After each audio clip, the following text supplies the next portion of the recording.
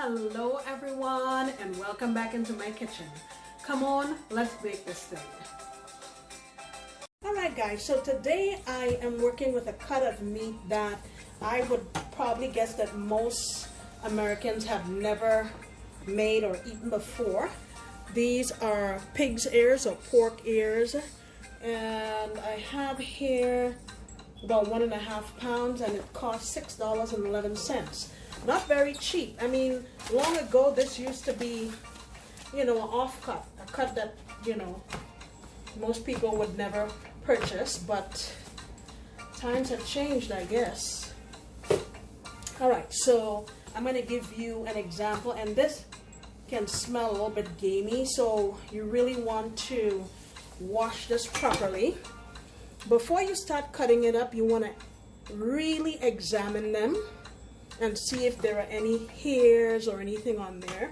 And one thing you can do, if you have a gas burner, if you see any fine hairs on it, you can run it over the flame just to singe off the hairs, and then you want to scrape it, make sure it's clean, and then you can cut it up. Alright, so this is what I'm going to do. You want this to be in small pieces. Maybe I'll cut this like this first. A lot of people, they wash the ears and then they boil it and then they cut it. But I feel like I can get a lot more flavor into this if I can cut it from the jump, and it's not difficult at all. See how simple that is? Okay, and if you've never had pig's ears, they kind of have the texture of pig's feet, I would say. And then there's in the middle, I don't know if you see that kind of white piece in the middle there, it's sort of like gristle. If you don't like gristle, you probably won't like this. I love gristle, but the thing about this is that once you cook it down very, very well, it kind of softens up quite a bit and the texture is quite pleasing. So you see what I've done to it here. I'm going to do that to the rest of them and come on back. Alright, so we have it all cut up here. I have one lime, and again, like I do with other game meats, I have some vinegar. I'll say about a half or a quarter of a cup. Squeeze this on here. Squeeze, squeeze, and what I'm going to do is I'll massage it really well into the meat and let it sit here for about 20 minutes or so. And after you're done, please remember to clean up your counter from the meat being on here and getting splashed. So I'll just have this sit, and what I'll do is after I do that, I'll remove the lime pieces and wash it with some pretty hot water, the hottest water that you have in your faucet. Drain it, and then we'll move on from there, okay? Alright, so here I have my pig's ears that I've washed properly, and this is what I'm going to season with. You've seen me use Cuban oregano before. These are about 2 leaves that they're frozen, knob of ginger, 3 or 4 sprigs of thyme, 5 pretty big cloves of garlic, 1 seasoning pepper that's not hot, 1 habanero. I'm going to get these in my blender. Oh, a small onion. Get that in my blender and blend it up and mix it into here. I'm also going to add some oregano.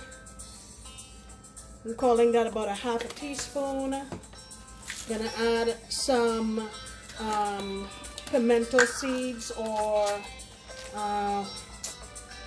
allspice berries, about 6 or 8 of them.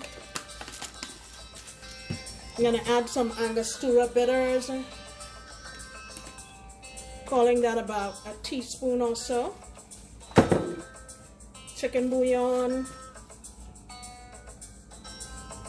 about 2 teaspoons.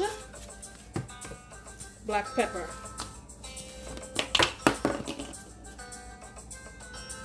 About a teaspoon. Alright, I'll blend my stuff up and come on back. I also have a green onion that I want to use up, so I'm going to add it in. Right, so in we go with this.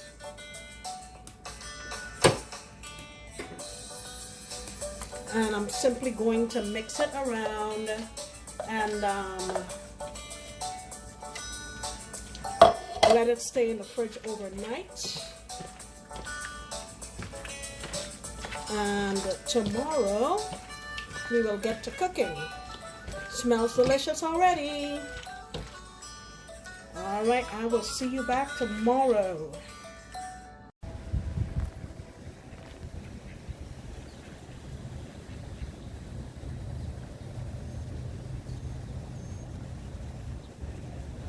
Alright guys, so it's now the next day. Here are my pig ears that have been marinated.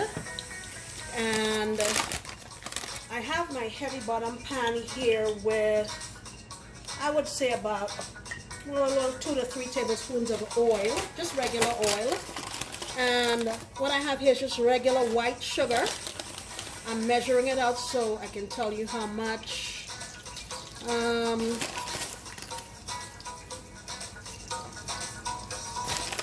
gonna say about 3 tablespoons of white sugar. You can also use brown sugar, like 3.5 tablespoons. You can also use brown sugar, but I find that it's a little more difficult for folks to know when it's ready because the brown sugar is already brown. But with the white sugar, it's very clear that it's ready. And I suggest using a pan that's white inside so you can really see what color you're working with. All right, I'm gonna let this keep going here. I'll come back when it is time to put these in. All right, if you can see here, we're starting to get some color. And you want a dry spoon, I suggest a wooden one, and just mix it around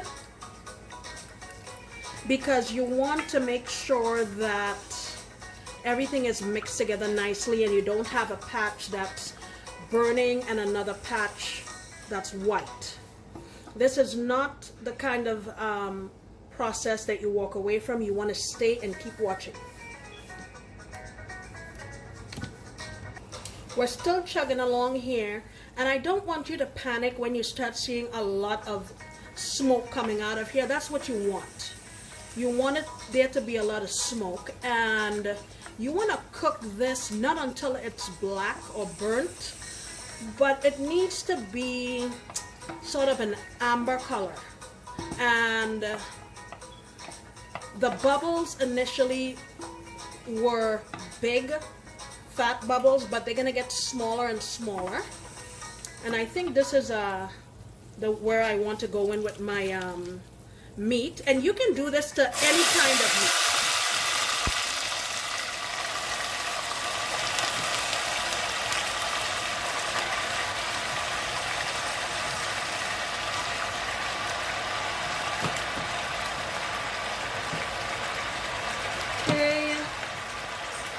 So I usually leave it be for a minute or two before I start fooling with it. And like I said, you can do this pretty much to chicken, you can do that to turkey, you can do it to pork, you can do it to beef, anything like that. You can use this very same process and it'll come out fantastic. Now I have some oyster sauce here I'm going to add in as well. And I'm calling it a couple of tablespoons. Okay? Alright, I will come back in a minute or two. Alright, it's been a couple of minutes. Let's give it a stir. You can see how really nice and caramel colored our pig's ears are already. Now this is, like I'm not sure if I mentioned, a kind of tough cut of meat. So we're going to be cooking this low and slow. What I'm going to do is allow this to cook here for about 8 minutes, and then I will come on back.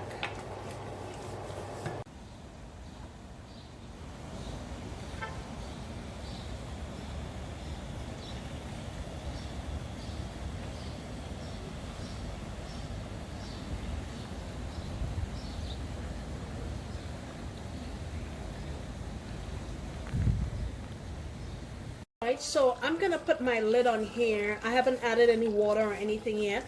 I'm gonna put my lid on here and take my heat back down to medium low and leave it there for about 10 minutes and I'll come on back. Alright, so it's been about 10 minutes and you can see the lovely color that we have on here. So what I want to do now is take my heat up to high and I want to burn all of this liquid off. Basically what I'm doing here is using the technique that we use in the Caribbean to make stew, or what some people call brown stew. So initially we saute it, cover it, and when it has sprung all of its liquids, then we now burn it off completely so it's kind of frying, and then we add some water a little at a time, cover it and allow it to cook. Be right back. Alright, so I've pretty much dried up most of the liquid, and what I'm going to do now is add in some hot water. I'll add all of it. That's about enough to almost cover it, and I'm going to give it a stir. Put my lid on, medium low heat, and let this cook low and slow. I'll just keep checking it periodically and I'll come back and show you what we have. Alright guys, so it has been about an hour and I let this go, like I said, low and slow. Let me bring it closer so you can see exactly what it looks like. Look at that. And trust me when I tell you, it smells fantastic. So I have tasted it and I adjusted the salt just a little bit. I also added a little more oyster sauce to it, and that rounded the flavor off nicely. It kind of needed a little bit more umami, is the best I can explain it, and then we were on point. So just to finish it up, I have 3 mini bell peppers, a few slivers of green pepper, and about 1/4 of a small onion. I'm gonna add this in here at the end because I don't want it to cook a whole lot. I just want the fresh flavor just to try to brighten things up since it's been cooking this long. And I would say I would leave it in here for about 5 minutes with my heated medium, and then we'll be ready to go. I will plate this up so you can see it. You can serve this with ground provision, like we say back home, like yams, dasheen, sweet potato. You can serve this with rice and peas. That would go really good together. The smell of this reminds me a lot of Sunday dinner back in the Caribbean, and it's a cut of meat that, like I said, that's not used very often here in the US, but I know third world countries use it because we make use of every part of the animal. So I will come on back and show you what it looks like when it's all done.